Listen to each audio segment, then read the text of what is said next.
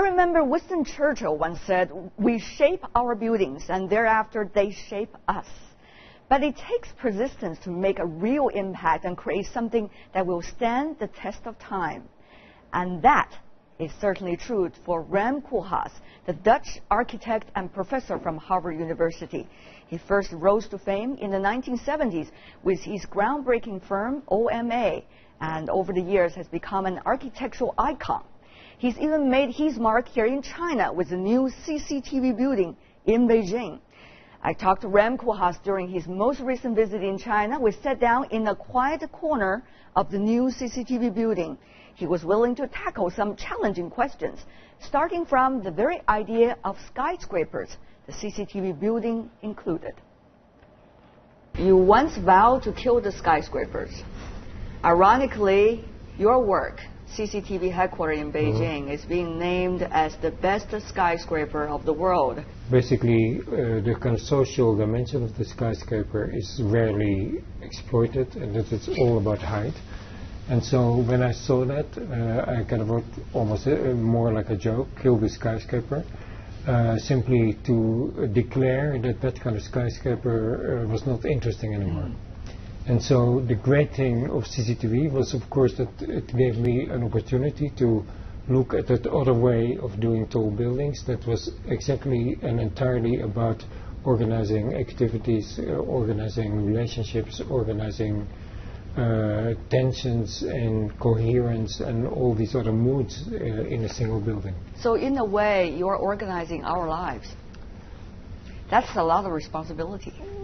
It's a big responsibility, but I'm basically doing what you asked me to do.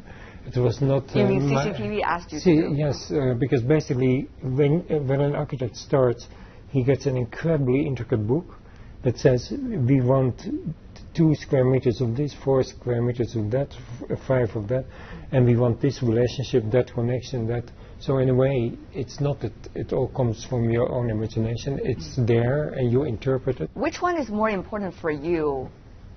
Recognition professionally, or the kind of degree of debates you can create through your work? It's true that recognition per se is not that important to me, because my own judgment is very often quite harsh and quite critical and also self-critical. So, and I do really am very interested in playing a role in not provoking, but in inspiring discussions and posing questions. On the other hand, I'm incredibly happy that this building won a number of prizes, simply because I think it is very important that China, that those prizes go not so much to me, but to the organization, to respect the risk that CCTV took in kind of doing our project. So I think it's really great. So it's not an award for the architect? No, it's an award literally for the building. Yeah? And so the building is a kind of combination of you who provoked it and me who did it.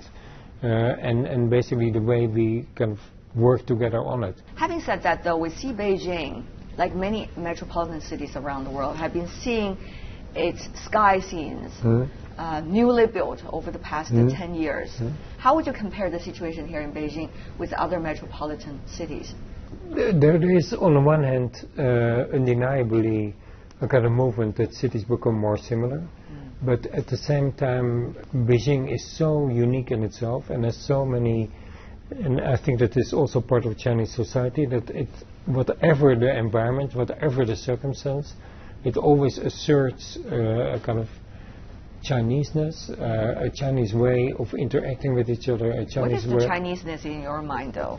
For me, Chineseness is the ability to improvise, to overcome every obstacle, to be creative about life. That I think is a very creative... Isn't that true elsewhere in the world? That could be also American spirit, the Dutch spirit.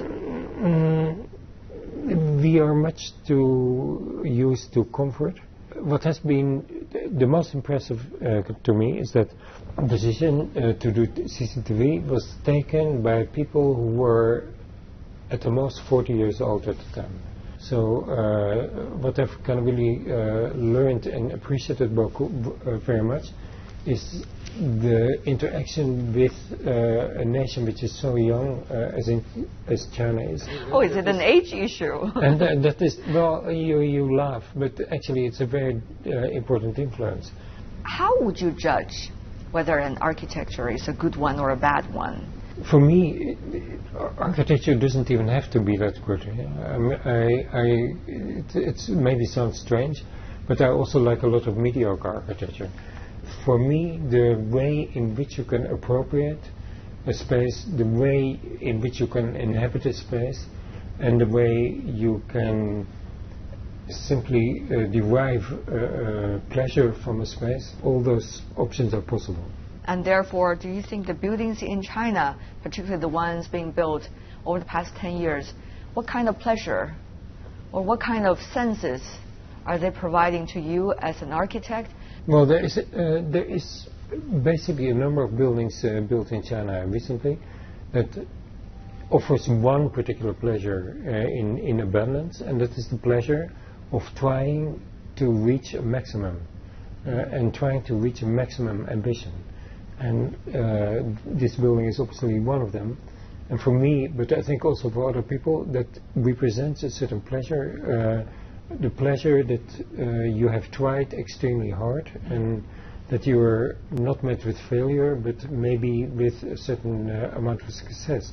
I think that it's very important not only for the architects, not only for professionals, but also for a society to see that certain collective achievements are possible. However, on the other hand, many also wonder, have our life been overstretched as a result of the rapid development? That's a big debate going on here in China. I understand. So how do you see the two sides of what you consider as the Chineseness? I can understand a kind of fatigue from the Chinese, but I travel a lot. I also see in kind of situations in Europe and situations in America, not a fatigue, but a kind of melancholy, and a kind of melancholy that their time is over, or that their greatest achievements are behind them. And of course that is to some extent true, although I think at some point we will discover again new possibilities for ourselves.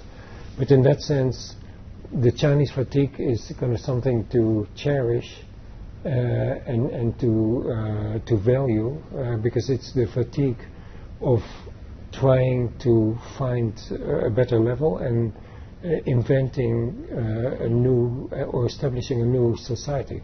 What's your plan for the future? What kind of building are you going to build and design for us to corrupt our senses by refining architecture?